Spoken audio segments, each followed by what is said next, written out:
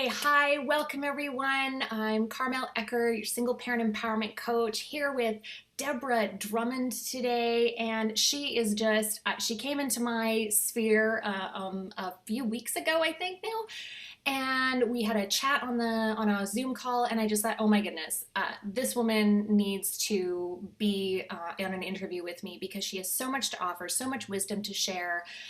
She's a single parent who has built count them, seven businesses, which I only have one, the same way I only have one child, and I'm like, oh God, that's enough. So, Deborah, I'm going to hand it over to you, and hopefully you can share a little bit about your story with everyone, both coming to being a single parent and how did you juggle all of these different businesses over the years? Yes. Well, thank you. Thank you so much for having me on, Carmel, because I believe that because I've been a single parent, because I am a single parent, I was a single parent, then I actually had a marriage, and then I became a single parent again. And so I know the highs and lows of both, right? And having a business or having to create a revenue stream, whatever that looks like, being a single parent includes a lot of, like you call them, hats and multitasking and what I call out of the box creative thinking. Um, Out of the box creative thinking. So I have been playing in this world of entrepreneurship for 30 years. And so I believe I've learned and practiced every, how could I say it? I love to use the word layering, trick of the trade, Yes, I have been, whatever. I may be putting on my makeup and having a meeting at the same time, or I don't know who else takes their phone to when they have to tinkle, but I'm not going to say I haven't done a few texts. You know what I mean? So it's like Everybody does it. Everybody everybody does does it. it. Get it out of the box now, right? Or a lot of sometimes I'll be like, oh, I'm just going to take a taxi somewhere so that I can work in the meanwhile. There's the tricks of the trade for sure, but being a single parent is it's quite commendable because unless you've been one, you don't know, right? It's unless I see it to people sometimes. I'm like, do you have someone at home that at least takes out their garbage? They're like, yeah. I'm like, well, imagine if you didn't. So my story is, my story, like I said, I started 30 years ago in this world of entrepreneurship and becoming a single parent. I have two children. My daughter is now 28 with her own baby of 1 year old. And then I have a son who's going to be 18 years old at Christmas. And so my children are 10 and a half years apart. So I have been parenting from my 20s and I'm 56 years old with a 17-year-old. Sometimes things just don't go the way you plan. I always say my son took his time, people. He took his time. And he's becoming an entrepreneur. So I think his company is my eighth business, but at least he was born in the right house. So I've been parenting for a long time. And like I said, I've done both. And when I first started my first business, and we were just having a little chuckle about that kind of pre-interview, my first business was because I had this, not this whim, but this rush. I ended up taking a massage course, a holistic bodywork massage course 30 years ago. That's what we were called. And that came to me through a very serendipitous experience of kind of venturing out. I actually was planning on going to school to get a degree in women's studies and religious studies and found myself pregnant with my daughter after being told I couldn't get pregnant for years. And so there I was. My career completely had to take a different shift because the course was 4 years.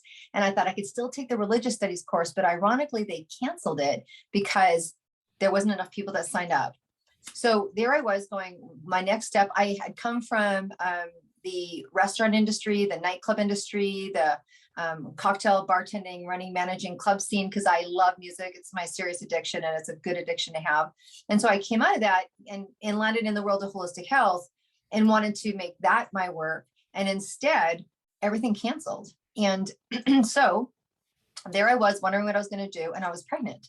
So that created a little bit of tension. And there wasn't a whole lot of money at that time, right? And I'm like, but I have an allergy to sugar and wheat. And I lived 45 minutes away from a restaurant that made the only sugar-free and wheat-free 30 years ago muffins. And I was pregnant and I wanted one.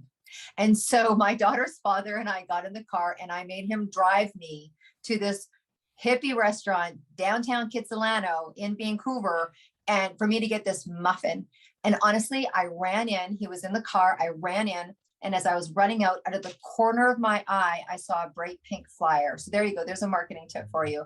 And all I saw on it was massage course. I grabbed the flyer. I got home. I was drawn to call this woman. At that time, I was 5 months pregnant, and she had a massage course, and she had never taught anyone pregnant. She goes, I think we should meet in person. And that's how it started. And then when I went to meet her, and I took my second day of, and I didn't have a lot of money. You know, my daughter's father was freaking out. He didn't even like massage. Didn't even like massage. Couldn't even practice on him when I was practicing. He's like, what are you doing? You know, Who we doesn't like literally, massage? I know, we had enough money. Honestly, the treat per week for him, because he loved chocolate, we could buy one chocolate bar. That's how broke we were. Right. I'd come back from Montreal. He came back from Montreal. You know, he left his job there. We were not financially prepared to have a child, and, you know, all that kind of stuff that goes on. And so I go, I'm going to sign up for this expensive course. I paid part of the course off because my daughter's father is a chef. And this woman who taught the course was doing a bed and breakfast at the time. And so we paid off part of our course in him teaching her how to cook, like crazy. Wow. So on the second day of the class, I got this massive, some people would download a rush, you know, an epiphany or whatever. I was like, I'm going to do this for the rest of my life. It was like falling in love. And what I realized is that I could do this and work from home. And so what kept me going was calculating, well, if I did this many clients and I and I just started to get creative. And so I built my business, and I was practicing with my friends and family in my bedroom with a massage table that, again, we barely had enough money to buy. And I would do friends and family while I was pregnant in my bedroom where there was a crib. So when people say, oh, you know, I need to have this and I need to have this in place, I need to have that place, it's like, you don't need anything. You really don't need anything. And then we moved, you know, we moved into Kitsilano in a place that had a room, you know, in a basement suite that had an extra room so I could build my business. Again, my daughter's father, very conservative minded. If you're wondering why I'm separated, you're probably putting the pieces together. Right? But very conservative minded. And he goes, we can't afford this. And I'm like, my gut is telling me we need to move into this place. He's like, Deb, we don't have, it was $1,200 like 28 years ago for a basement suite. He's like, we're eating on rice and peas. What are you doing? I'm like, I don't know. We just got to move in here. I know it'll work. And he's like, oh my God. Okay. Right. I guess I won. And we never didn't pay our rent. And then I'm like, I'm going to start this business. He's like, oh, God have mercy, you know? And so I started massage 30 years ago. No one did. You're going to massage from your home. People are like, oh my God, you're going to get killed. You know, people are never going to see you again. There was no internet, right? I didn't have a cell phone, right? There wasn't even Starbucks, you know what I mean? So Yeah. I told you, I went to Kinko's. I made this paper flyer. I cut out pictures with colored pictures. I went to Kinko, and as much as I could make colored copies, and I walked up and down the streets of Kitsilano, and I taped them around the posts so much that the city of Vancouver called me and told me to stop. Right?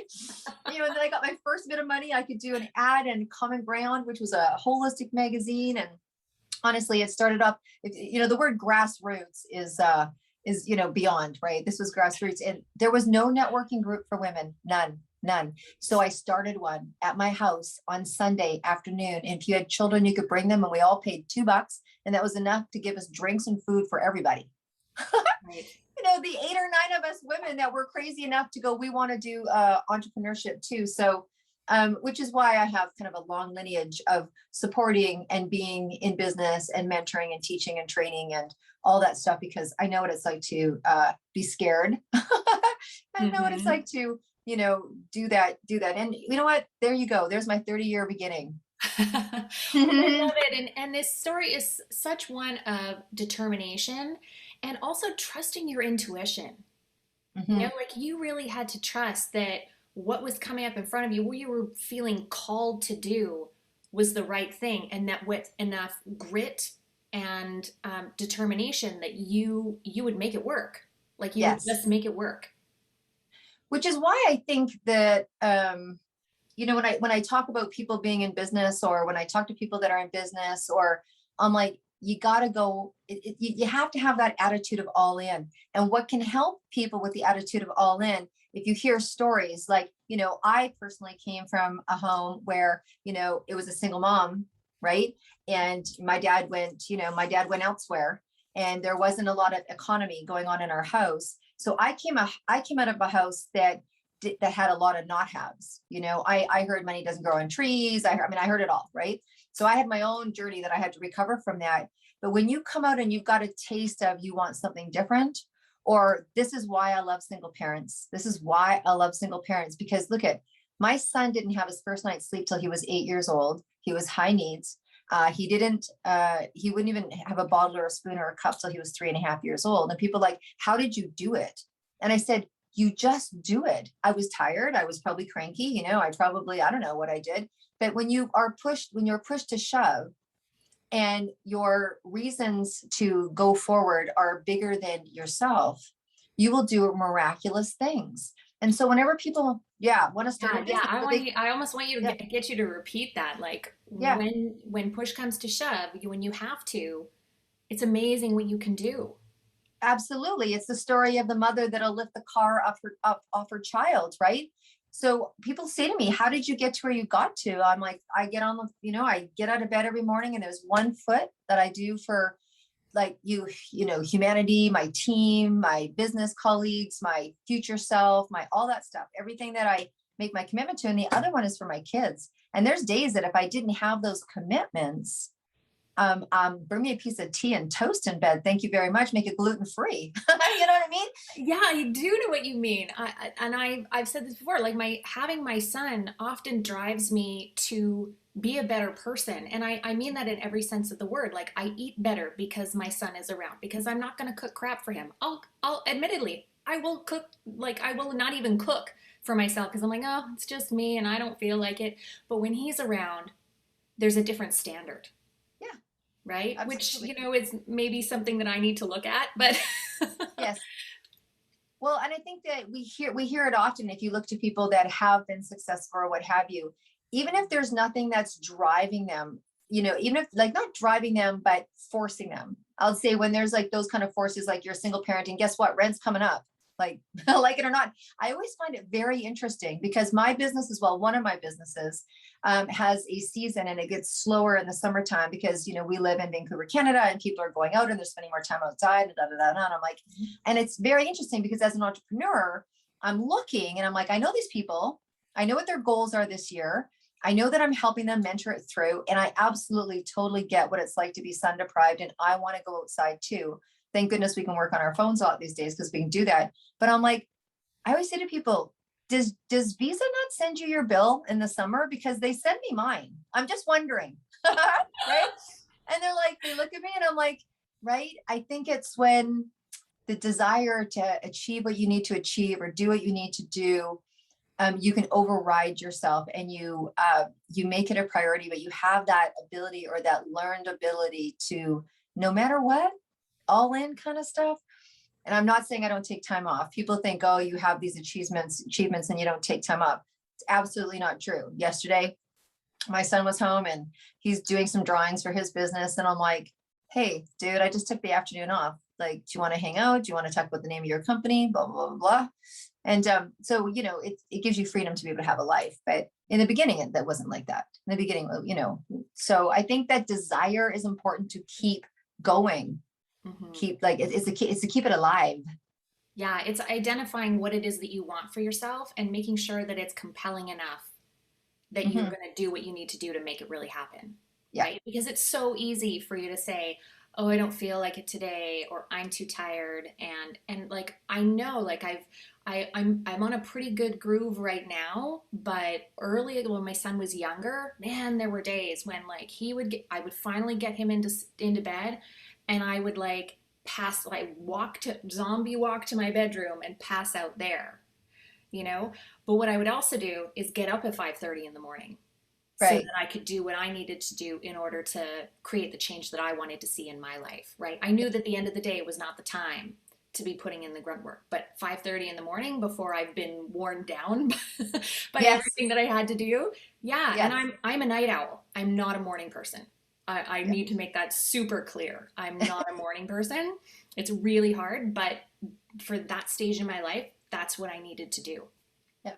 And I think what if I could share anything with anybody is that every stage of my life, every stage of my business, every stage of what have you, people would be like, they didn't think I self-cared, but what I decided self-care during certain times in my life is maybe different than what self-care is now. So self-care is, yes, right?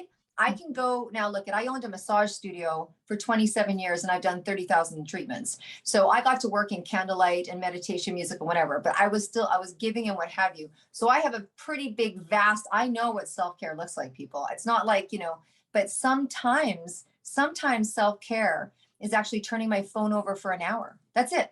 Sometimes self-care is I will get up because now I used to do a lot of travel work. Now I sit on my butt a lot, obviously. So I have a vibration machine and I have a record player. I am a huge addiction to music. And so I'll put on some electrolyte orchestra or some, whatever, John Lennon, or I'll put on some, soul music, and I will go stand for 10 minutes. If I have to check my messages, sometimes my self-care is listening to, ELO, standing on this vibration machine for 10 minutes that equals an hour. Let's hope so. And I'll just answer some stuff on Messenger, like whatever, right? So self-care is very different. I mean, when people say to me, oh, like my ultimate goal was to be able to go to the art gallery on a Tuesday afternoon, turn my phone off and not have to care because my bank account was fine. Like that to me is self-care. So people sometimes think like that 10 or 15 minutes in a day of just turning your phone over isn't self-care. You have to adapt it. When I had a son who did not sleep his first night till he was 8, I was absolutely tired. But you know what? To the way that I got through that thing, his name is Ocean, and thank God he likes the water, because we would get into 2 baths a day and we'd hang out there for an hour. So I'd put aromatherapy in there. I put bath salts in there. I was playing little toy games on the side. I had a basketball hoop in there for him to play basketball, right? And so I was just like, oh God. And I was restoring my soul so I could get up. I think you just have to, you look back and laugh at those things, but you do what you can within the time frame that you can, and cut yourself slack the whole time, but push yourself forward the whole time. You know what I mean? Push yourself Yes. forward and cut yourself slack. And people don't think it works together, but it does work together. Yeah. Yeah. Yeah. But it does, they do seem very contradictory ways of Yes. being. Yeah. Yeah. Because we're black and white people. By nature, it's black and white, right? It's like Mhm. it's yes or no, it's right, it's wrong. If you want to be I think part of being a successful single parent entrepreneur is living in the gray. It's living in the gray. Mm. You don't have to anything, first of all. And you could, at one point in my life, you could eat off my bathroom floor.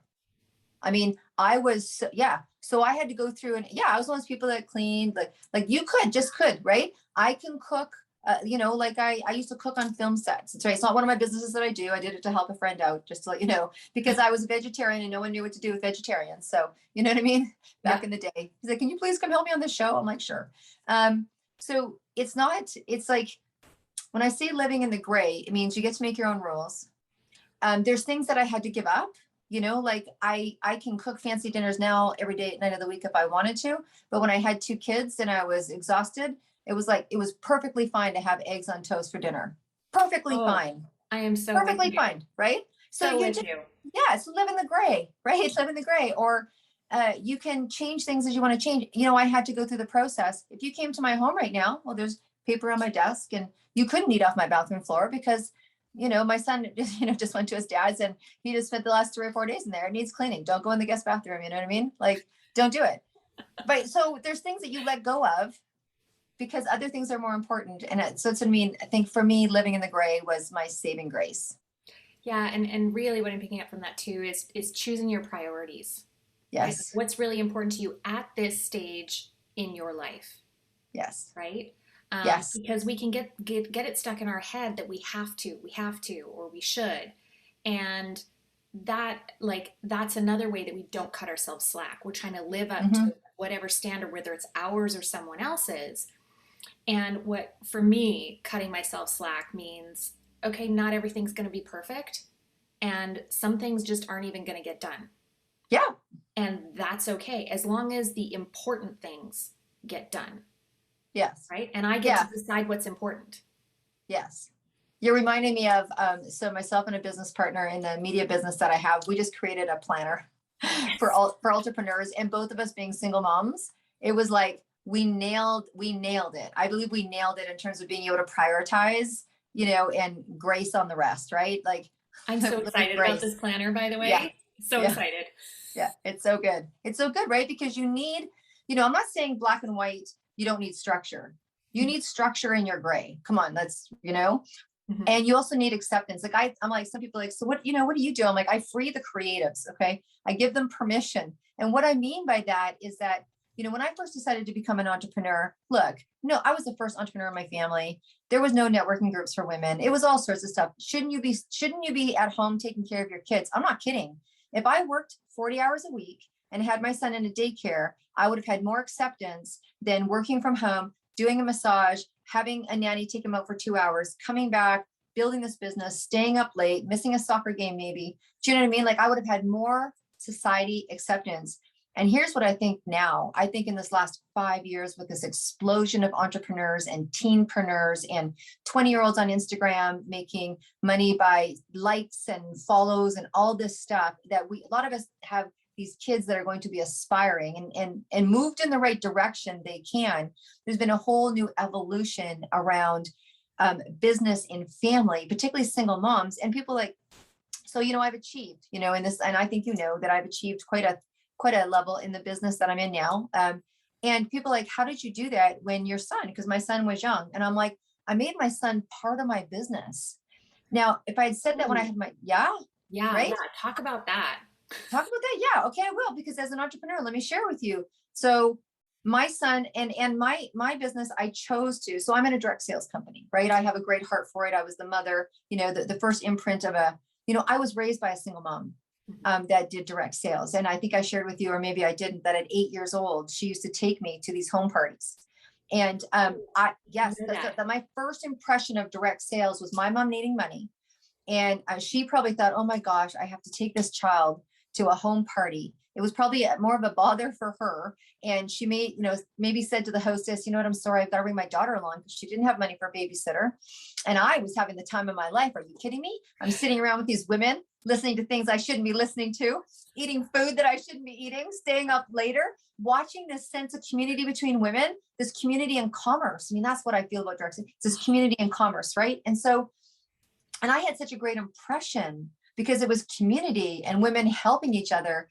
And that's why I love what I do. But anyway, so take it to the time where I have my son and my business is starting to really show momentum. And I thought, okay, so what I did is I'm open with my kids, I have an open communication. Some things they tell me, I'm like, whoa, okay, thank you so much for that. And I got to keep a look on my face, right? Like some stuff.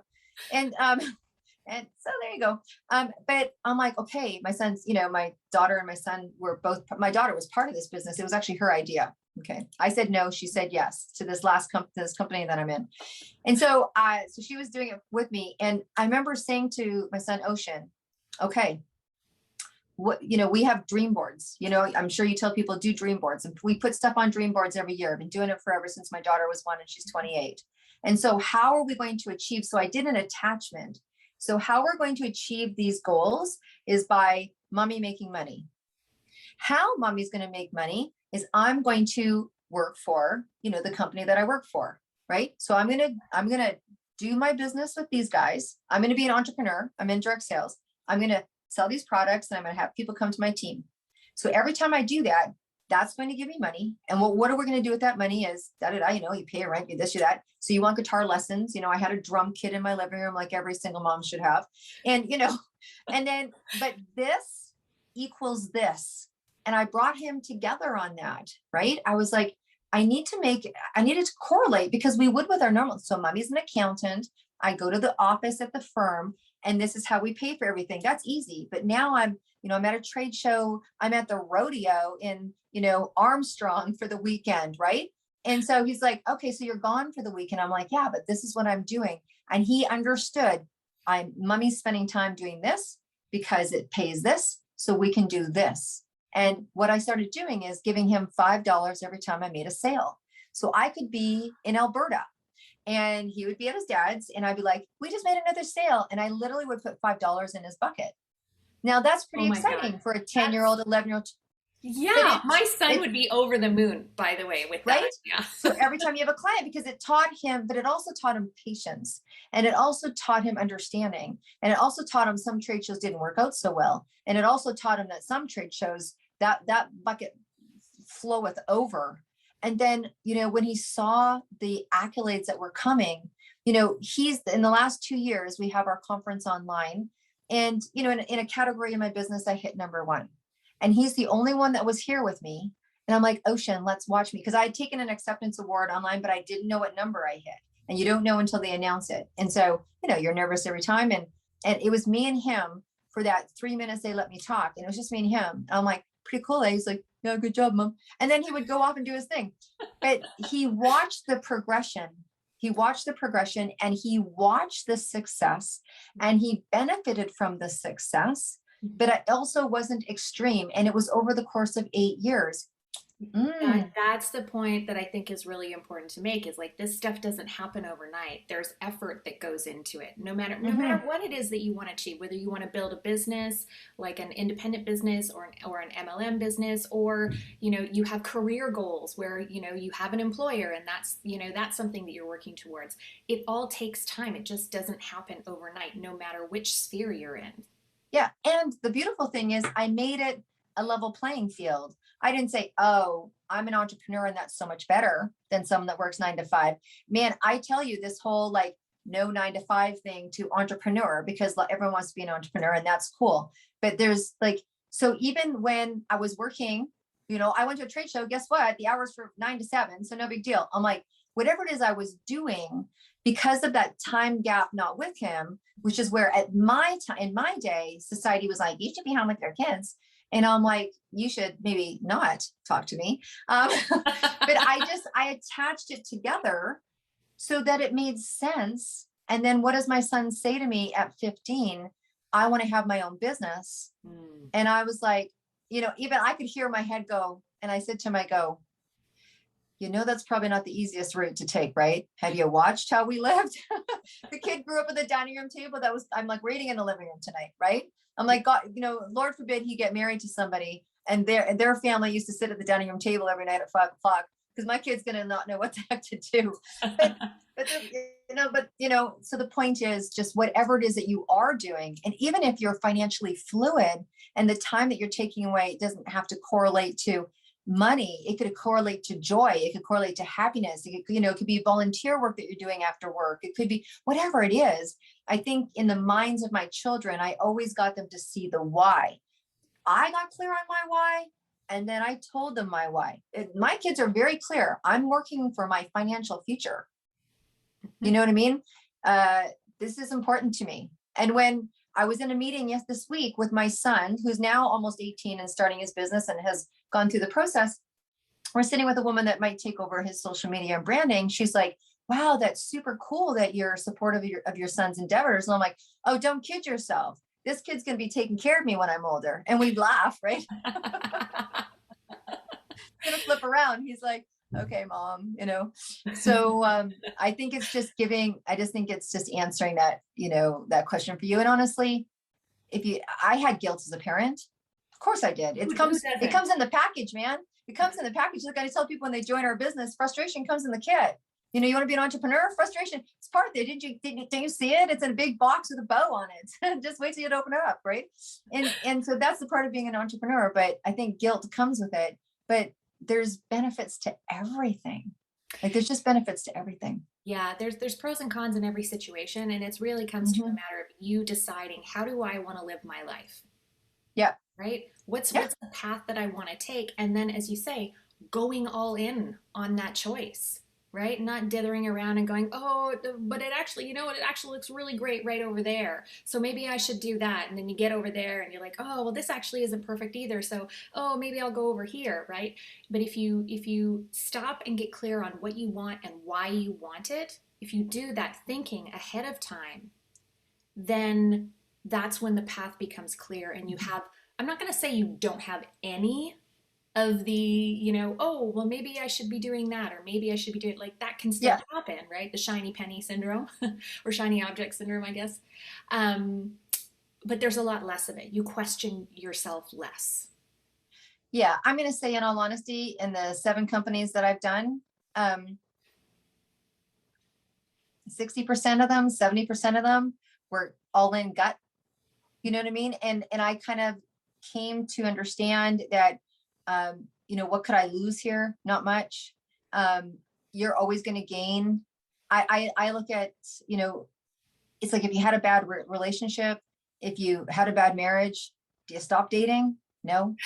No, you don't stop dating. So people that have an experience in business, honestly, obviously I'm from an entrepreneur background, like, and I see it a lot in our industry. Like, people come in and after 3 months, it's not what they think it's going to be, and then they cut the whole industry out. I'm like, that's not a smart business move. Because you wouldn't do that. Would you stop dating? Like, you dated a guy for 3 months, it doesn't seem to be going the way you're going, like, and you cut that loose. Do you, like, never date a guy again, or never date a woman again? Like, do you cut that out? And so I have to say that it's a combination of, I think, the more you trust you, the more look, moving into a place with $1,200, my daughter's father was right. 100% right. I could not show on paper. I was standing in that basement suite. I had my mother and her father go at me like, we don't have the money. I'm like, I know. Like, I had to stand on conviction of nothingness. And that's where sometimes I think it's the leap of faith that you have to take with entrepreneurs, and always think, like, you got one life to live. So, so you go a little sideways. I don't think if you're following your gut, maybe not, if people are shiny pennying every 6 months, then you got an issue. But if you're following your gut, or something feels right, sometimes you join things or do things or build things or work at companies because you think it's going to be something, and it may not be, but what you went there for might be something even better. Yes. Yeah. Yeah. What So can you learn from the experience, even if it doesn't work out? What yeah. can you take from this experience and move forward in a new way? Yeah, Mhm. absolutely. Yeah. Yeah. Now you just brought up something was such a perfect segue into because you've had independent business Yes. and you've had MLMs, and you've had Yes. MLMs that have worked and MLMs that have not worked, Yes. and so that's something that I'd really love to get into, because there are some people out there who are like, no, like, what can I do to make money on the side? In parentheses, not an MLM. They have a Yes. real idea that this is, and it may not be the thing for them. I'm going to say that Absolutely. front, like, it may not be the thing for them. It's good to know that. Yeah. But MLMs are not necessarily inherently bad. No. So, I think I just finished sharing, and I love this conversation because more than anything, I consider myself a womanist, and I've been in business for a long time. A lot of people know me as a very holistic woman, but they also know me as someone who loves numbers and statistics. And so Which they one of the don't seem things, to go together. they don't seem to go together. I know. I'm like, where's my brain? I'm like, I meditate, I teach meditation, chanting. I get my, team chanting, whatever. And then I've got a brain on my desk, right? So I am a science geek. I'm just a holistic science geek, right? And my website is where science meets spirit. That's kind of me, Love that. So the thing about, multi-level marketing, relationship marketing, network marketing, direct sales, MLM, for some people can just kind of trigger things off, and they're like, oh, I'd never do one of those. So I love to be able to do 2 things, particularly, not particularly just for women, but I like to highlight this for women because it was traditionally a business that was really sought out. Mary Kay was the first, and home parties and that kind of thing. So I want to say that, well, the example that I just said about dating. So if you've done one and it hasn't worked, it doesn't mean that it doesn't work. One, right? Because you'd never date again. You'd never go into business again. If you had a bakery for 2 years and it flopped, it's interesting. Most people would say to you, oh my gosh, at least you tried. Most people don't even try. All your friends and family would bring over, food for the freezer. They'd celebrate you. They'd make you feel better. If you went into a multi-level marketing company and you quit in 6 months, most people wouldn't say, oh my gosh, goodness, good for you. You tried, you this, you that. They're like, yeah, my aunt did one and it didn't work for her either. Now, why? Why do people not look at direct sales as a very professional, viable income? And I'm going to kind of talk about that because I came from an opposite standpoint where I had that experience with my mom and look, my mom wasn't a high income earner in Tupperware. She wasn't. She made a little bit extra money. And at that point, this is going to sound hardcore. It was apron money. They used to call it apron money. Okay. And so the second thing is that my mother got into direct sales later on in years. And when I was a teenager, that's when I was in my music scene and managing nightclubs and loving it. And all my girlfriends and cocktail waitresses and bartenders came over and they kept my mom in business. My mom made so much money selling these amazing clothes. It was when t-shirt dresses first came out and it was like perfect for cocktail waitressing. So she did great money. So again, I had a great experience with that. And then I started to really get into women in business for 30 years ago. And I started to really look at that and understand that. And so here's the truth. The truth is in North America today, 87% of the millionaires are men. And I've always been an advocate for women in business. I started the first women's networking group. So obviously I have a heart for equal. Let's make this equal. I love equalizers. Well, one of the reasons I was drawn to direct sales is because it's an equalizer, not just because of your gender. It doesn't care if you have a high school degree, a college degree, a university degree. Actually, sometimes people come in with MBAs. The lawyers and the doctors that come into my team, they're tougher to work with than people that, never had a high school education because they think they know it all. So that's another conversation, but we work differently. But the part of it is that the one reason that I really love direct sales is because it was an equalizer. Of the remaining 13% that are millionaires in North America, 85% of the women, I'm just talking about women, so women are 13%, 85% of them are in multi-level marketing. Now, why is that? Because there's no ceiling level. Not only is there no ceiling level, is that there's no requirements. You don't got to pass the test. And the people in that business support you from below, and the people on top are willing to pull you up to your highest potential. Now, just because I have 30 years in being an entrepreneur, it doesn't mean I didn't have jobs before that. And I can tell you that when I was working at jobs like Granada in the credit department and working at, car dealerships, because my mother was in the automobile industry, no one ever come out to me and said, how much money do you want to make? And how can I help you get there? While you're nursing your child, while you're nursing your kid, or taking care of an aging parent, or we genetically have pieces in our body that requires us to be the care, so as a single parent, if I'm the one having the child, right? And I'm not saying there isn't men out there single parents. I've got some amazing single parents that are men in my organization. Absolutely. But the bottom line is there's different things for us because we can't necessarily, nurse and be, receptioning at the same time or massaging somebody. I had to take time off, So the point is, it's the industry that will support you with I always say direct sales is a personal development course with a product or a service. If you're in the right company and you're in the right mindset. Okay. And so that's what it is. And so they will go, oh, you don't know anything? Let me help you for free. Now, I used to have 18 staff. I had to pay my staff to do everything. No one said to me, let me do your accounting for free. Let me help you go get your clients for free. Let me do your marketing for free. Let me give you a free website. Let me open up countries for free. Let me ship that for you for free. So there's a big draw to the direct sales industry because it's a very low entry with maximum ability. Now, men in our industry do very well. Women do very well. It's an equalizer in every area. And so from a gender standpoint, and honestly, that it doesn't matter if you're a single parent or you have kids that are it doesn't matter. So for me, I see it as a very viable, low investment, high return activity. And I say to people, even if you love your work, you love your job, and I'll stop here. But when people love their job, I'm like, look at one of the biggest eye openers for me, because I owned 2 direct sales companies. I had 2 direct sales companies across Canada. Like you started the company. Yes, I started the company. Yeah, I started the company. So I had 2 direct sales companies, but I had bad experiences before that, and I'm going to talk about that. Yes. So I had this good impression from my mother. Then I ended up owning 2 direct sales companies. And then I stopped after 17 years because I had 3 businesses and I had 2 kids and I was in my marital status changing year. And I decided to convert my companies to retail and continue on. And then I got back into the industry. But well, what I know that you want to talk a little bit about is the experiences that I had that weren't positive, right?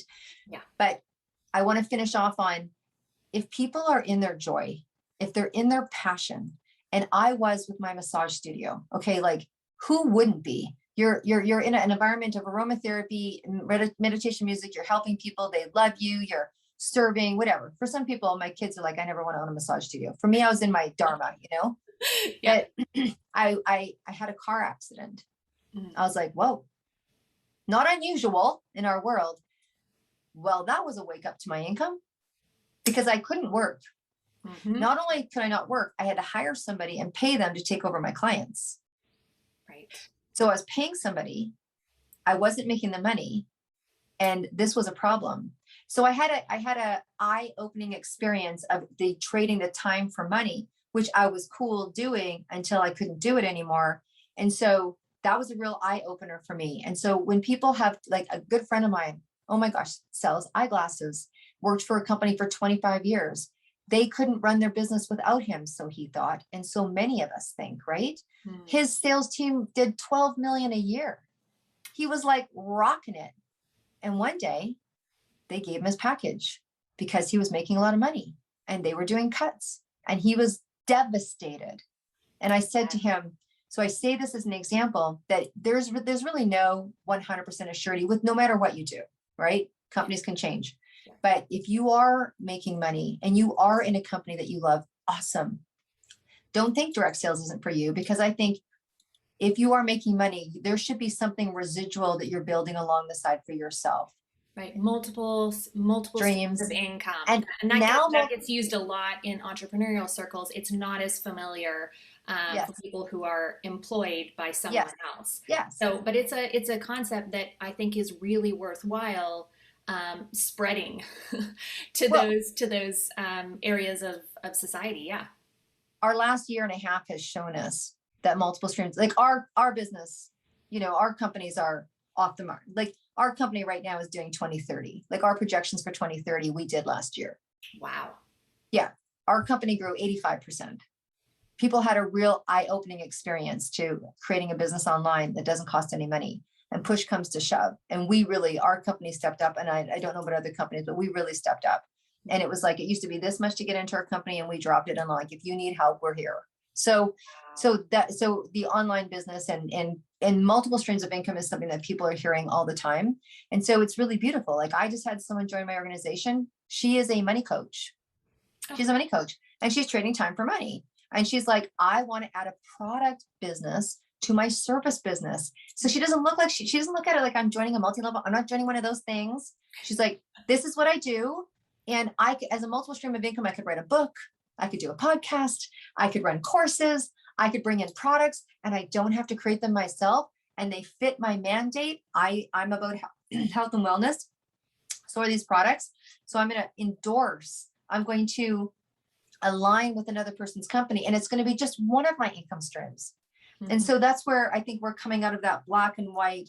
I'm either a traditional business owner, I'm an entrepreneur, and now we're seeing them come together where I have a traditional business, but I have multiple streams. I mean, look at all over Instagram, people. When you look at people's titles, it's like, I'm a dog lover, I'm a mompreneur, I'm a anti-aging specialist, I'm a podcaster.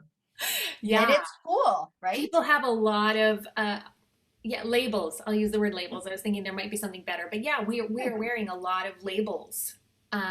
If you look at, how people are identifying now. Yeah.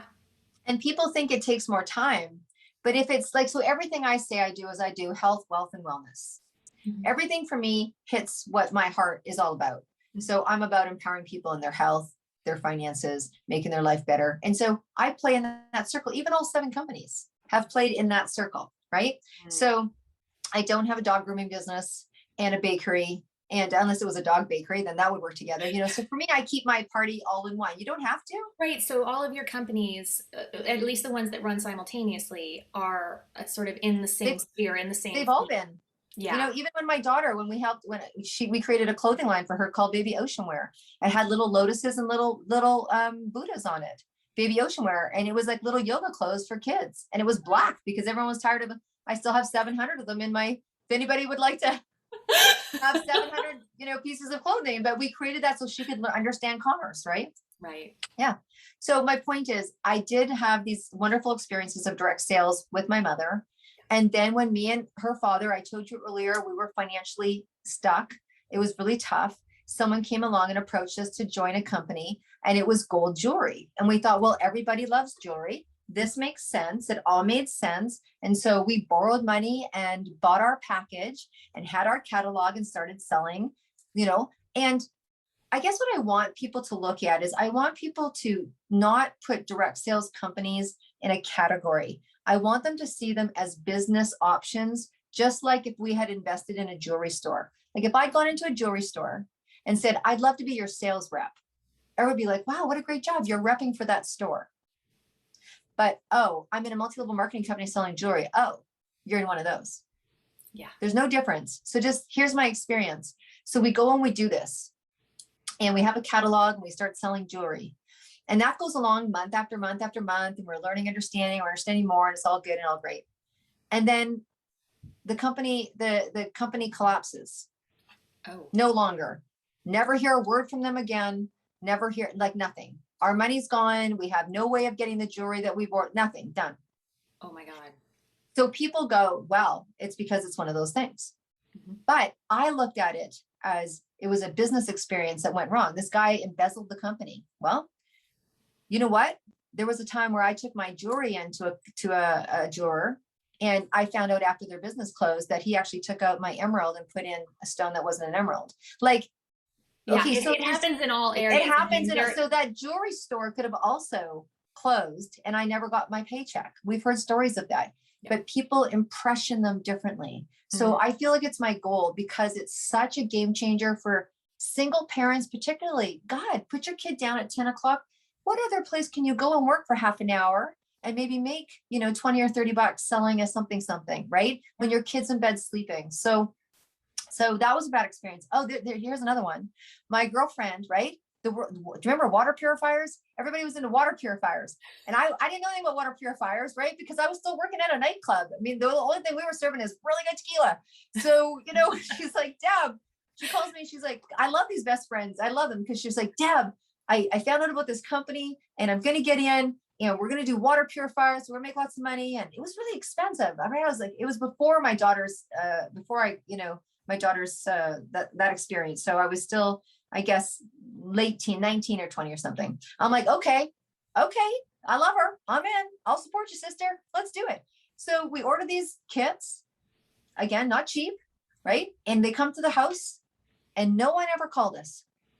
I was like, what am I supposed to do with this? I didn't even know how to set it up.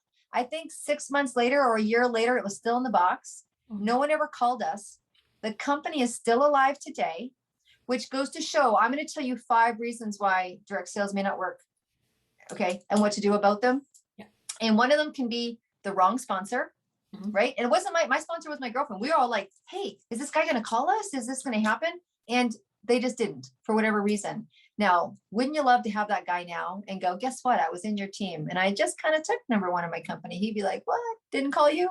So the point is sometimes it's not the company. It's like, that's the nature. And you know what? That could have turned me off forever. I spent a bunch of money. No one called me. I had an experience. The company got embezzled. The guy embezzled and ended up in jail. Right.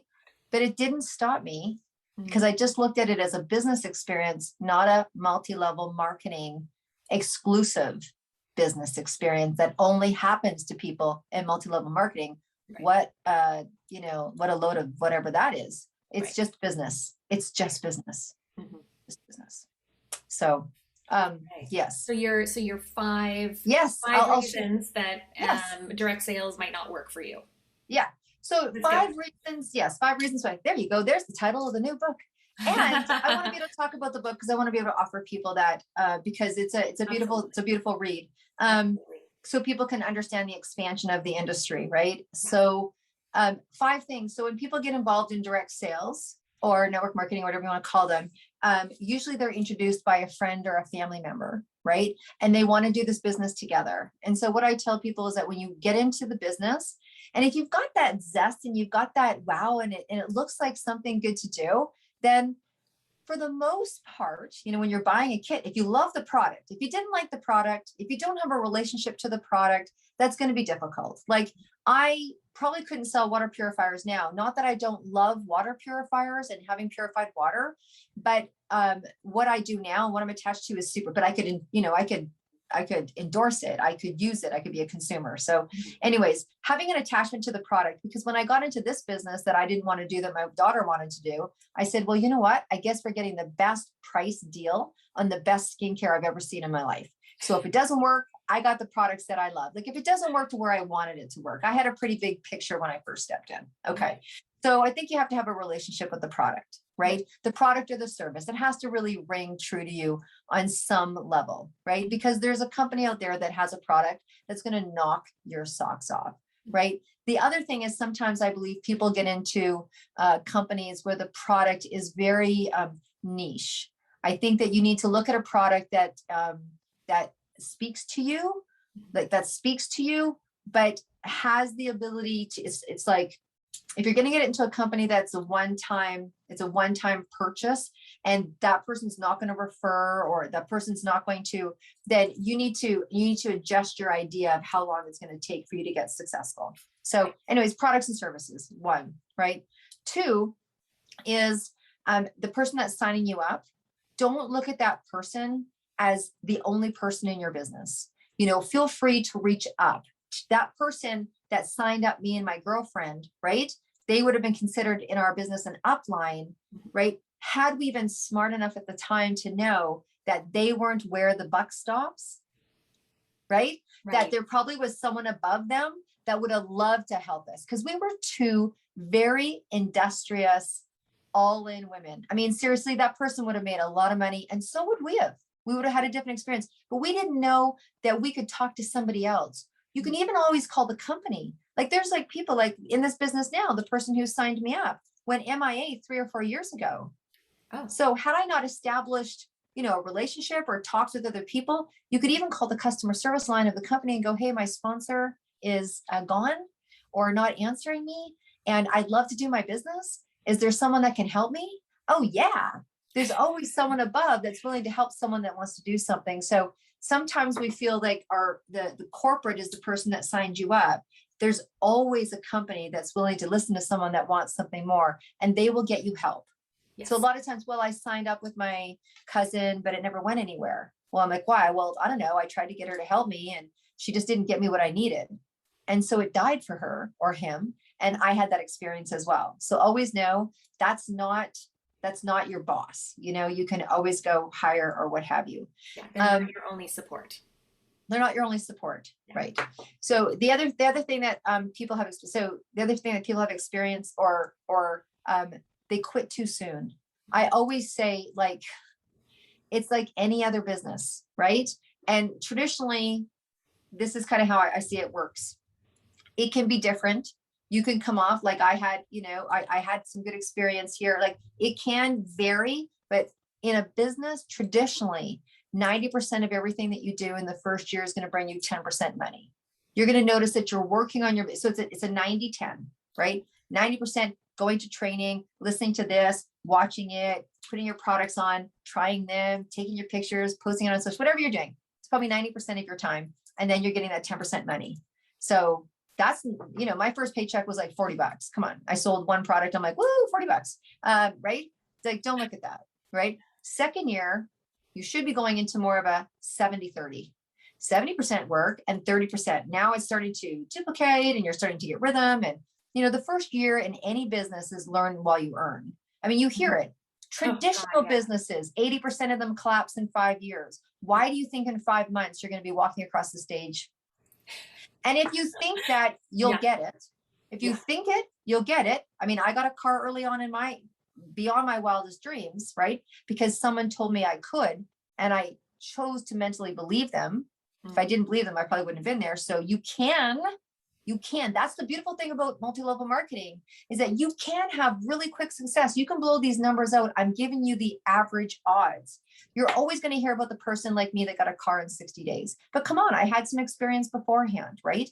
I had a sponsor that was like, you want to do it? Let's do it. Let's go. Let's lock arms. That's the kind of sponsor I am. I'm like, you want to go? Let's lock arms. I just got a guy tattooed, works in oil and gas, right? A bodybuilder, selling holistic health and wellness products. He got a car in 90 days because we lock arms. So if you have that, it's a different story, but let's talk average. Okay. So in your average, your second year is 70% work, 30% money. You're seeing an increase like you would if you opened a flower shop, right? Like you would, like your friends are like, oh my gosh, I'll come to you on Valentine's Day. That's in 4 months from now, 5 months from now. You've got a future purchase, right? So you're planting seeds. Then the third year is a great year. That's where you get to have some equilibrium. You're like, okay, it's 50% work, 50% money, right? You're still probably doing some stuff, when, little Johnny goes to bed, you're still doing some stuff, you're still doing some things, right? And then in the fourth year, if you're in progression in the fourth year, flip. 30% work, 70% money. In your fifth year, 90% money, 10% work, right, depending how far you want to go in the company. So I'm putting more in because my aspirations are, would exceed maybe what the average person would want to experience in the company, right?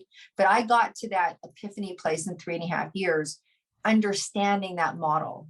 And so I see people that I always say they quit 5 minutes before the miracle. Yeah.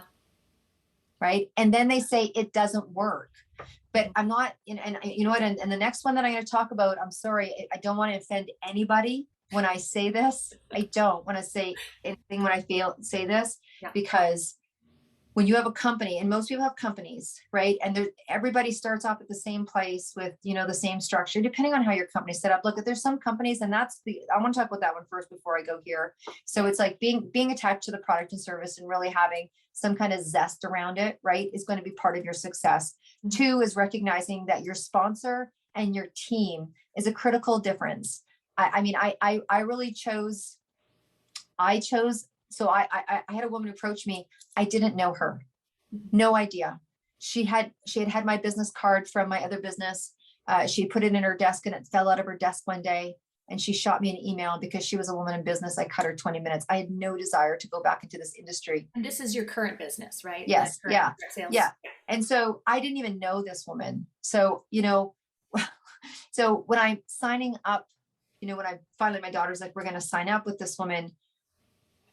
I asked her all the questions that I needed to ask her. I asked her the questions about the company. I got the information that I felt that I needed, but I also knew at that point that it didn't stop with her. Right. And so again, your sponsor and your team, she was all in.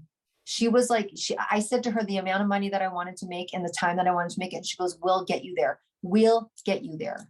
Mm-hmm. And so if the person who's signing you up isn't going to take you to 6 figures because they don't want it, it doesn't mean you don't sign up with them. It means that you ask them, do you have people around you? Is there someone above that you're talking to? Like, get to know who their circle is. If they have a sponsor that's not active, is there someone? Because a lot of times that will, so if you want 6 figures, but the person you're signing up is looking to get free product, it doesn't mean don't sign with them, but just ask who's your sponsor, and talk to someone that's like, hey, I really want to do income replacement, or I'd like to have a side gig that gives me 6 figures. Is that possible? Right? So do a little bit of homework on who that is, because your team and your sponsor are game changers in this industry. Like they really are. They really are. It's your mentor, right? So make sure you pick the right coach, right? People are talking to you. They feel you. They're like, I want your services. Right. And so it can be that. The company itself, like for me, one of the big players, or the big reasons was that I knew the reputation of the founder of this company. I was like, holy freaking cow. How is that possible? So I'm not saying go on to Google. I don't go to Google for anything.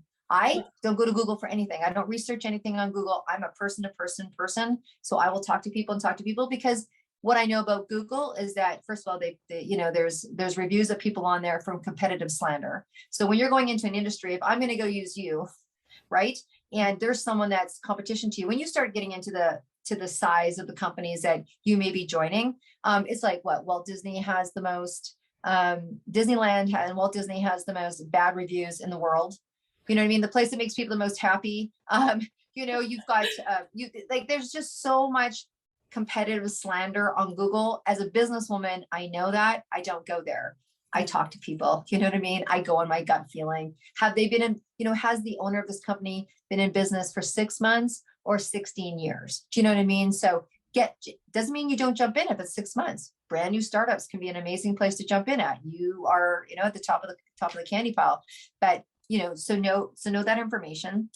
So I say, get to know the company, get to know what's going on, see how you feel when you watch those videos. And then if you've been in a direct sales company before and it hasn't worked, right? Or you've had a company before and it hasn't worked. Look, I've had a business before and it ended. And so when I look back on that, what was it that I was missing? It wasn't that I wasn't a good person. It wasn't that the industry wasn't good, because there's people out there succeeding in the industry. So it wasn't the industry. Mm-hmm. So chances are it probably was me. It was my lack of knowledge, which is not anything to shame myself about. It was lack of knowledge. It could have been lack of funding, could have been lack of time, right? When people say it doesn't work for me, I'm like, so tell me, how long were you in direct sales? Was it that you've done 3 companies, 1 company?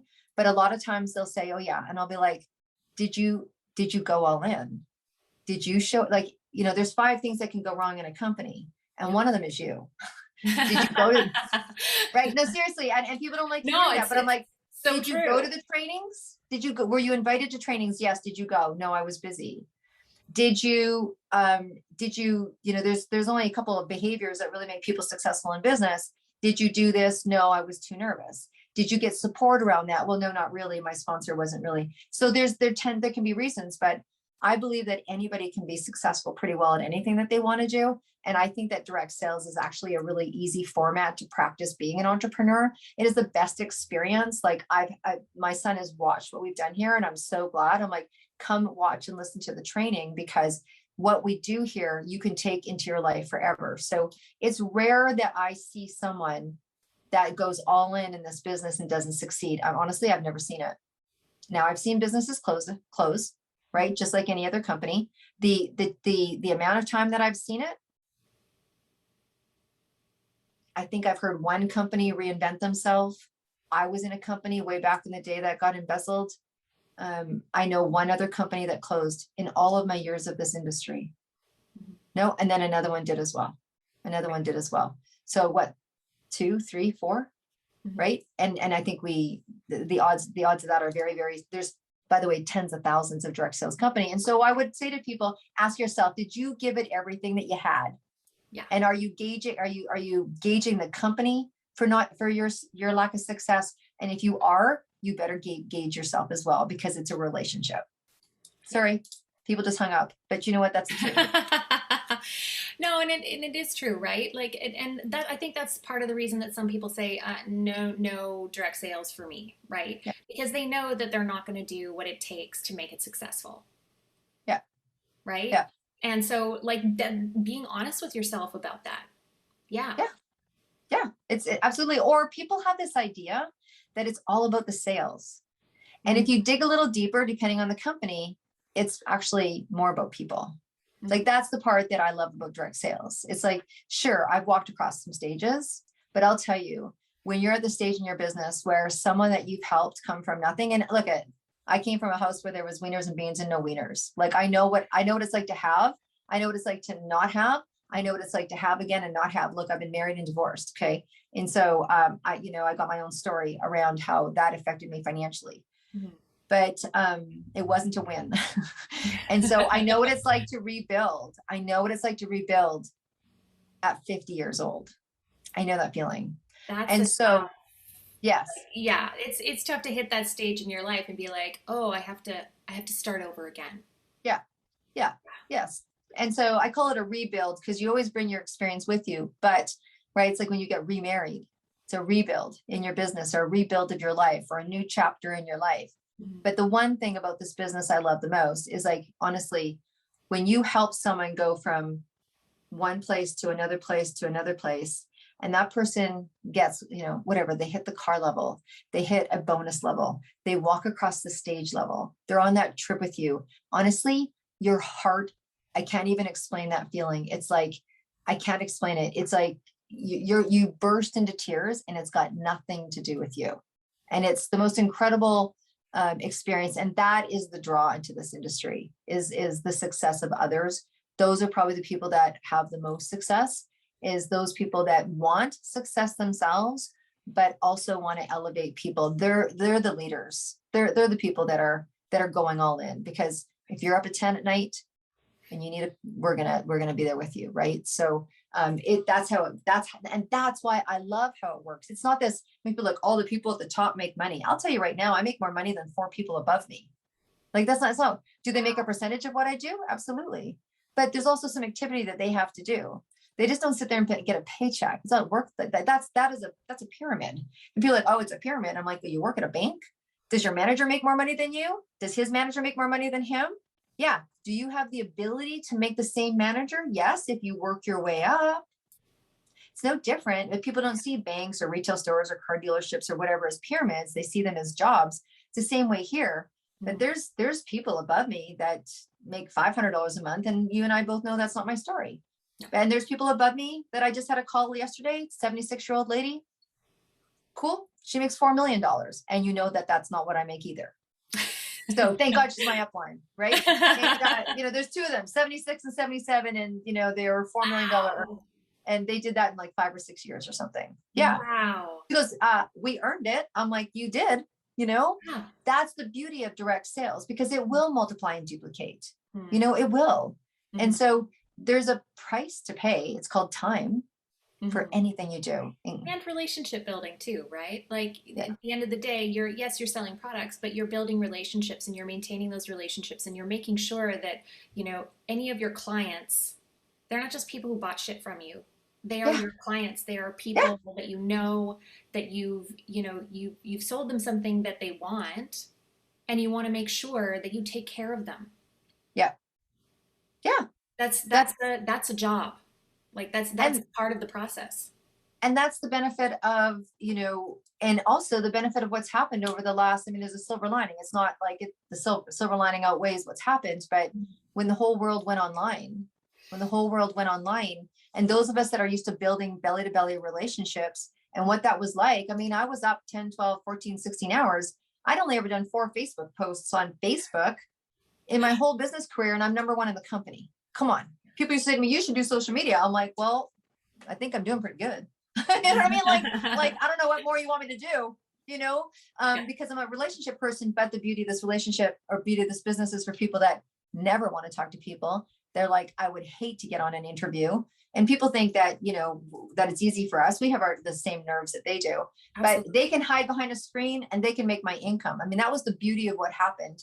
Beforehand, it was like that, and even more so. And so now that whole system, it went from, there was affiliate marketing and people selling stuff for Amazon. And so we are a residual income choice now in a business world that, by the way, by 2030, for anyone that's out there that's listening, that's a woman, you will see the scale tip. And I talked about it at the last launch of our first book, that you will actually worldwide see the tail skip, like it'll flip over to women will be higher income earning overall worldwide.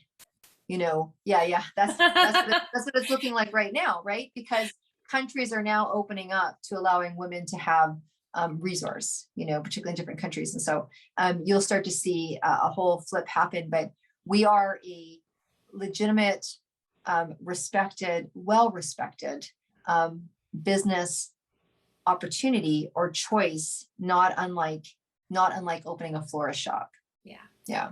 And the reason, I want to be clear, the reason that I cheer that so much, that idea that things will flip and women will become higher income earners, is not because, yay, women, we should, be making more money than men. It's about choice. It's really about women having the choice to do what they want and not being limited by the economic glass ceiling. It's about it's there. Choice. Yeah. It's there. We can recognize it, right? And without, like, that's why I use the word womanist, It's like, because it's in, that, and that's, if you listen to any of my speeches or anything that I do, I believe that direct sales is the most equal opportunity employer in the world, because it just doesn't freaking care. Yeah, and your passion for it, your belief in it just so comes through. And also, I love that you acknowledge that it's not for everyone, Yeah, right? That it's not the right choice for everyone. So it's, some yeah, people are very pushy about direct sales and they're like, yo, you should yeah, try it. It'll work for, no, it won't work for everyone. The same way that not everyone can be an accountant. Not everyone wants to be a lawyer. right. Not everyone wants to own their own business, right? Yes. Some people And really so, like the security of a yeah. job. So what I would say to you is, if you have someone in your life that is like, oh my gosh, you should do this, you should do this, you should do this. One, appreciate and love on them for their enthusiasm. Yeah. Two, recognize that it probably took them everything they had to call you. Because as someone who works with people all the time, the encouragement. Three, they've probably come off a call where they've seen a half a dozen men, women, or families have their life completely changed of this industry, because it does give legacy. Like my kids are set, they're financially stable because of what I'm doing in my work right now. And so it is like, stand on the top of a building and you do feel like this could be for everybody. And so if you come across someone who's that enthusiastic and you're really feeling like, oh my God, they're so pushy, they're so salesy, just love on them and give them grace. And what I do is, you can imagine, I have a lot of people that want me to buy their product, or I am a purchaser. I am a purchaser full game of people. Like, if you're an entrepreneur, I will support you. I will help, And so if you love their products, love on their products. If you know someone that you can put together with them, love on them together with them. Know that that will probably come out just like anything will. When someone's opening up, I would say, flower shop or a Starbucks or a pizza place or whatever, they're going to ask everyone for those first year or 2 years, please come buy your flowers from me. Please come. So look at it with that kind of enthusiasm. They think that everybody should have flowers. They think everybody should eat pizza. They think everybody needs to eat salted caramel pizza. They think that everybody should be gluten-free. And personally, I do. They think everybody should try this glass of wine. And so look at their enthusiasm as if they just opened up their own store, and that it's what they want to do to encourage. And so they're probably being so inspired behind the scene. So just love on the newbies. Just love on the newbies and know that they will graciously work into their business, and they will come to a place of maturity, and elegance. And they may be like going crazy on you because they see something in you, or they see something for you that you don't see in yourself. And who knows, you might join them in 3 years. You know what I mean? But just don't bump them off your Facebook, or don't just let them be in the stage of their business where they just got their bike and they're 10 years old. So just And they want to so, ride everywhere, and they really love for you to come with them, and whether they it's want you on to the get a bike. handlebars or Yeah, on your yeah, yeah. own bike or Yeah, yeah, and you know what? Thank God they're enthusiastic, right? They're just not necessary. polished yet. They're just not polished yet. And that's okay. Yeah. That's okay. Yeah. Yeah. It's a process.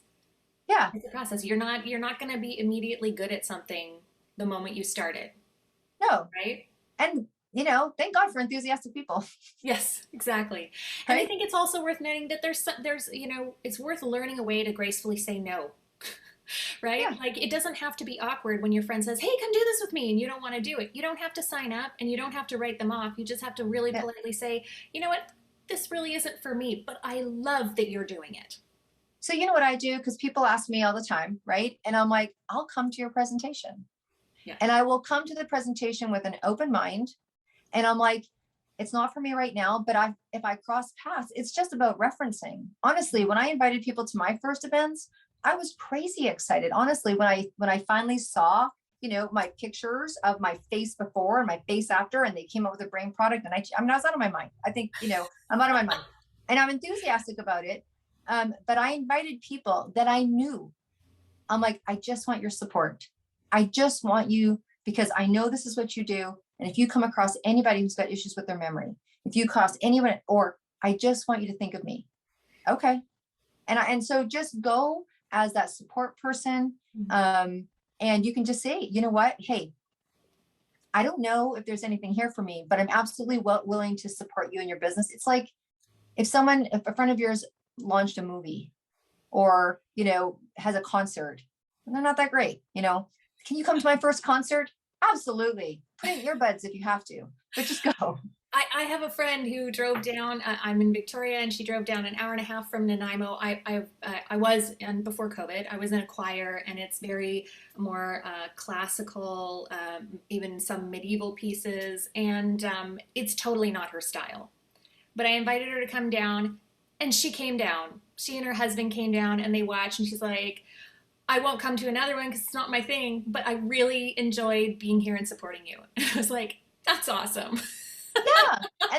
And that's it, right? I think that that's the other facade that people think about direct sales, is that they just want you to buy something. It's not true, right? It's not true. Like, they're not trying to sneak you there or get you there. I mean, there's some people that might be unpolished and they don't know what they're doing, but just it's more than anything, it's just about having someone come and support. That's with anything, right? So anyways, I hope I've been able to describe to people the difference of this opportunity, particularly and the other thing is that people are like, oh, I remember.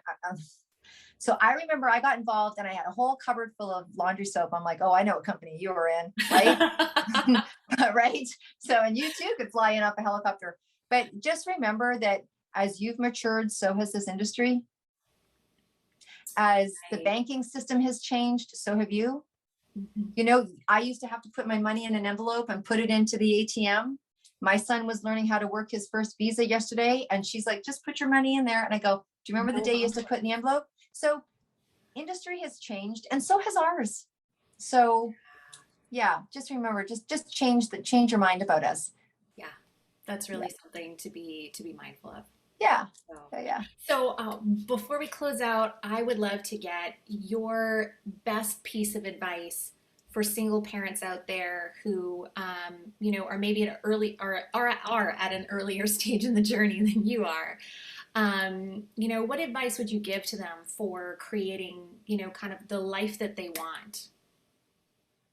From a business standpoint, or just from a life that Just they from want? a life, because Okay. yes, you've had businesses, but like they've been a part of your life. Like you've followed your heart, and you've intentionally grown this life that you created for yourself. Right. So yeah, what's your best Uh, advice? oh my gosh, woman, that's quite a thing. That's quite a thing. So, um, one of the key factors, and I find that as I go through different levels of my life or different stages in my life, the people that I've chosen to have in my life have been a critical piece. I've got one friend, I call him my brother. He actually walked me down the aisle. We've been friends for 45 years. And there's been times when I decided to go all in on this company, and I'm like, we're not going to see each other much. And he's like, no problem. It's like, and I know that I can call him when I'm broken. Like I went and talked to a girlfriend yesterday. She's known me as long, and I got some stuff going on because look, that's life. And I threw my jeans and my t-shirt on, didn't wear a bra, didn't care, went down to her place, peeled their need a grapefruit, right? Talked to her. She's like, okay, tell me what's going on with this situation, with this situation, with this situation. I had to have a conversation about my ex. Just because we've been divorced 11 years doesn't mean we don't have a child. And I just needed someone that knew me, right? I just needed someone that knew me or understood who I was. And so the people that you choose to have around you, make sure that there's an equal exchange of energy. Now, there's going to be times in relationships where they need a lot more from you and you may need a lot more from them at times, but there are going to be people that will come and go in your life, and it's hard. It's hard. Like, if you want to take your life to a different level, there's going to be times where you're going to probably have to really evaluate how much energy you're spending. And the beautiful thing about being a crazy, stressed out single mom is that sometimes those decisions got made for you because you didn't have time, right? Okay, so that I would say that was a really big one. The other thing around for me, which is why I probably created the planner, and I'm not trying to lead into that, was that I was under a constant drive and desire to maximize my time. I got to a place where I really started to appreciate time in a way that I saw it as dollars. And one of the quotes that I have actually in the planner that's coming out, my quote is, it's the moments, not the hours, that shift your business. And this actually came from hanging out with somebody. They were the first millionaire under 30 in Canada. And this person was in my life for about 7 years. And I used to watch this person right? And this person, like he had 3 phone calls to do. Obviously it was someone that was in my life at one point. And he had like 3 phone calls that he had to do. And we had to be out of the house in 6 minutes. And he's like, I got to make some calls. And I'm like, are you out of your mind? We have to be in the car in 6 minutes. He's like, yeah. And I was like, wow. And I used to watch him make 3 calls in 6 minutes, leave a message, do a this, do that. And I was like, damn, he really taught me the power of the moment. It was a CEO tip that I'd never seen before. He taught me the power of the moment. I don't waste my moments. I don't waste my moments. And so, you know what? I have 10 minutes left before I got to leave the house. I don't piddle and put my dishes away. I let my dishes pile up and I'm here. And I'm like, I can make 3 calls, or I can confirm my appointments tomorrow, or I can do whatever, or I can go do a Facebook Live. That was fun for me after never being on Facebook. So I can go do a Facebook Live. I didn't do the one yesterday on perfume, so I got to go do it. And so, you know, I can do a Facebook Live in 3 minutes. And so I really, really started to measuring the cost. And I did a big presentation, right? Like I obviously mentor people. And so I had someone who really struggled with this. And I'm like, and I actually took that map out and I showed her how much her minute was worth. I'm like, this is the cost of that minute. So go ahead and put your dishes away 3 times a day. But this is what it's costing you. It's costing you $80. Yeah. So I think I really, you know, I had a healthy respect for time management and what it meant. I really stay on top of who's in my life and what the energy exchange is on that. And I'm going to tell you honestly, I didn't come from maybe the most healthiest of childhoods. And I have been a true believer. So I'm not going to say this is for everybody, but I truly believe the coaching part is, and I'm not saying this because you're a coach, but in my years, I am a fan of counseling, therapists, business coaches, hiring professionals. When I wanted to learn how to scuba dive, I went into a class, almost drowned, hired a professional, I was okay.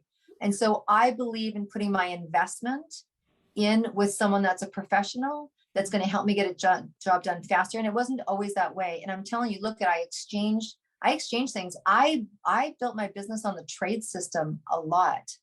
Right? I really built it on the trade system. I'll do this for you. You do this for me. It's not, you know, so whatever you need or whatever you need to do or get or what have you, then you'll find a way. If you have enough intention, you'll find a way. But honestly, I have like scared the bejeez out of me. And I remember I needed advice from this guy and he was cutting me a deal and cutting his price below half at $750 an hour for a coach. I thought I was going to die. But you bet I listened to every single word he said. I could only afford to use him 3 or 4 times, I'm telling you. And I took everything that he said and I implemented it. And it all came down. I remember asking him one question and he asked me one question back. And that decision made a difference on whether I was going to go forward with a business that I ended up doing because of the answer I gave. So it cost me $3,000 for the answer to that question. But it changed everything. It changed my projection. It changed my trajectory in my life. So I would say that it's going to be risk taking. So be prepared to be sick in your stomach and make some decisions anyways. It's true. You know what? That's one of the things that I've learned in my own journey. That you know, when I feel sick to my stomach over a choice that I'm making, whether it's the volume of money that I'm spending or the time that I'm dedicating or whatever, like, and it's knowing the difference between, oh, this is not aligned for me. This is a bad choice for me, or this scares me a little, but I really want it. Mm-hmm. You know, it's knowing the difference between the two. But it's worthwhile doing something that scares you because yeah, and you can bounce it off level. Well, if you've got the right circle, you know, if you've got the right circle, then you can bounce some things off. But remember this. So I went to my girlfriend last night and I was talking about my business and I was talking about my ex-husband and, you know, all those kind of things. And I was throwing things out there and she was reflecting back to me because she's known me for over 40 years, right? I wouldn't necessarily take her advice in business. The woman's never been in one. No, seriously. I went to my girlfriend. So I was in a relationship that wasn't at my peak. I'll just say that. Okay. I was in a stage in my life where I was learning about my levels of worthiness. Mm-hmm. Okay. Mm-hmm. And so she was also in a relationship that wasn't worthy, you know, that wasn't reflecting back her worthiness. Mm-hmm. And I went to her for business. I went to her for relationship advice.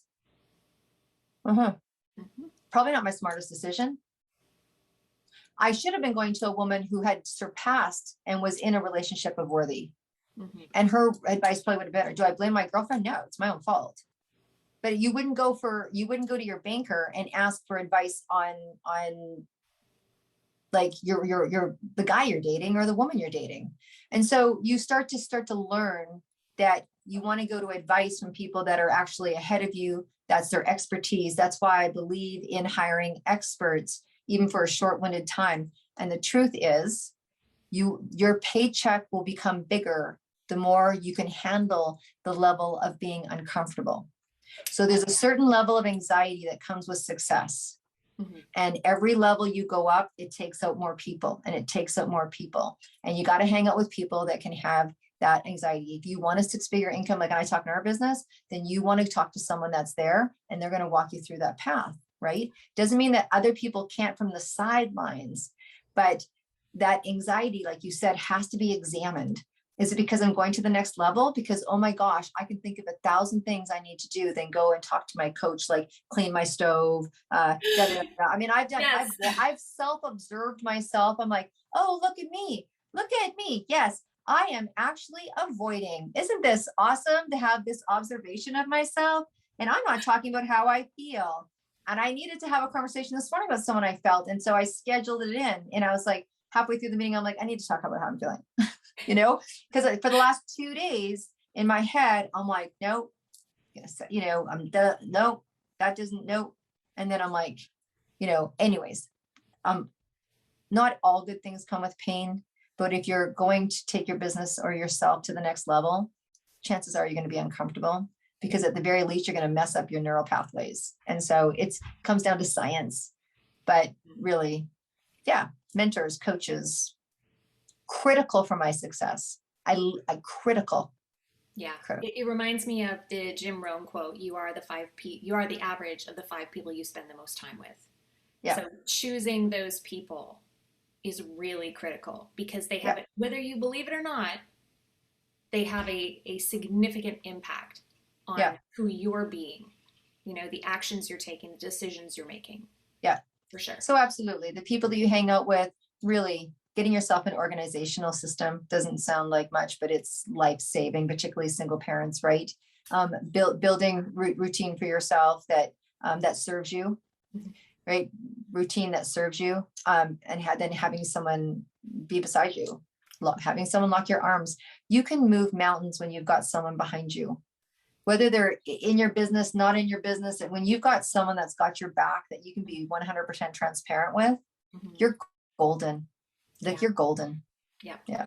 Yeah. It's so true, because they'll be able to see, even if you can't see certain things, because they've gotten to know you, because you're being honest about what's really going on in your life, they'll be able to spot things, and they'll be able to ask you the right questions. Yeah. Yeah. Yeah. Wonderful. So there it is. Wonderful advice. Thank you. And you said that you had like a gift, I think, or something for people. Yeah. Yeah. So I have so obviously I'm in direct sales. That's clear. And I have a media company. And so for anyone that's listening, in my direct sales business, our business is all around anti-aging. And so I have a beautiful package of anti-aging products: the skin, the body, the brain, the hair. People are like, what? Anyways, I won't go into it. But if anyone would like a sample or a product package or information about the product or the business or one or the other, or what have you, I have a beautiful package. I can pretty well ship them anywhere. So if anyone wants to receive some natural products and play with those, because that's important to me that people put that on their skin. That's one side of it. And then in the media company, if anyone is an entrepreneur, right, and they want to get themselves some more exposure, no kidding, what my podcast is about is entrepreneurs and lifepreneurs. So if you have a business that you would like to get some exposure on and have some fun on the show, we're very fun. I'm happy to have people on as guests.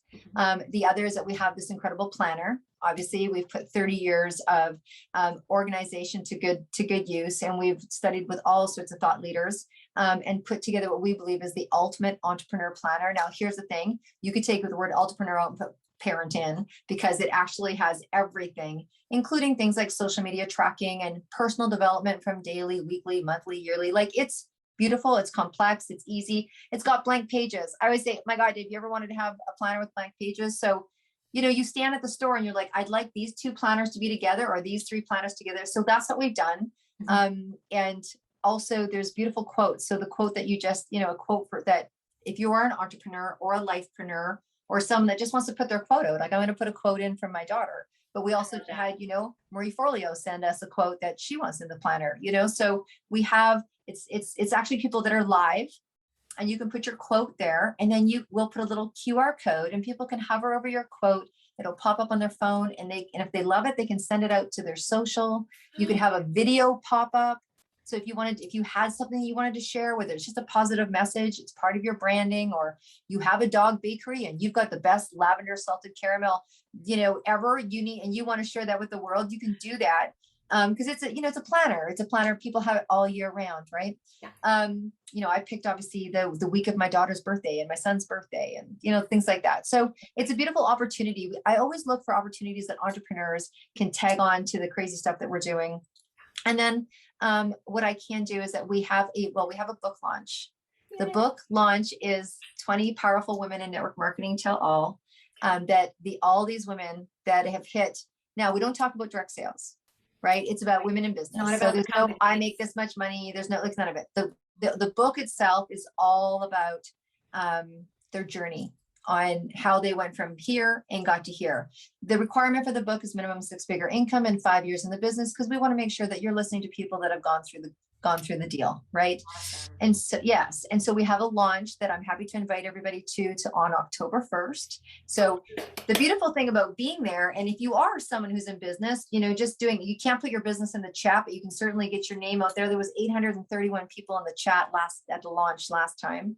And then for people that are wanting to actually read that book and have an experience with that book, obviously we're going to be having it up on Amazon, and we have it on right now as a special price because, of course, we're going for that #1 status. And so people can get volume 2. We have volume 1, hit #1 in 15 hours. Volume 2 right now is 99 cents for the ebook. Ooh, and yes. I'll share I'll get that link from you. Yeah. And I'll make sure that it goes in the notes on the video. So yeah. Yeah. And you know what? I always say this to people. If you're out there and you're struggling in your business, like I'm not difficult to find. I'm known to pick up the phone, and if there's something that, particularly if someone's is an entrepreneur or they're at a place and, I can't take a week out, but I can certainly take some time out.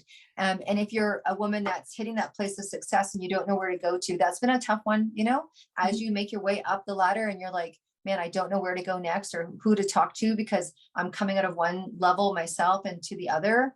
Like this, success can be interesting. So I'm not difficult to find. Just find my number. It'll be listed there. Call me. I'm not, I'll take your call. Awesome. And I'll definitely put your contact info under the video so we can get a hold of you. And you know what? You're just such an inspiring person. I'm so glad that I met you. And I know you're actually coming to speak at my networking group in October, I think. So I'm very excited. I was informed just the other day I'm on the leadership team. So I was like, yay, Deborah's coming. Yes. I'm talking about brain health, just to let you know. Yeah. Awesome. Yes. Awesome. Well, thank you so much. I mean, this was great. And I feel the same about you. I was like, when you meet people and you're like, that was a great conversation. Let's keep having a conversation. And what you do is so important because honestly, there was no one coaching single parents. It was like feast or famine, particularly supporting the world of business and idea around anything outside of just being a parent. And honestly, I give you big hats off because my years of single parenting probably based between hope and survivorship. Like, what I mean? Like I was just surviving the day and my son didn't sleep. And then my daughter didn't I was in a non-sleeping household and, the learning challenges, like, oh my gosh, it was just, the array of stuff that's out of your control and you're trying to control something. So you're working with people, I think at the highest, peak of stress and external factors, and they're trying to make sense of it. And it's so important to have somebody that can just be your friend through that process. So honestly, I appreciate what you do for a living. I wish you were around in my day. And you would not be the first person who said that. Like, oh Hmm. God, I wish there'd been someone like you when I was a single parent. So it's Hmm. definitely, I think it's a need that's out there. And yeah, I'm happy to support other people through the journey. And I know when my son was younger, it was really hard. And if, I wish that I had known then what I know now about how to make it easier and what to focus on. So I'm Yeah. really pleased that I can help other people do that. So Yes. yeah, I'm sure you'll come and talk to the team because we have lots of single parents, lots and lots. awesome. I would love Yeah. to. Yeah. Yeah. Awesome. Okay, great. Okay. Well, thank you so much. You're welcome. Thank you.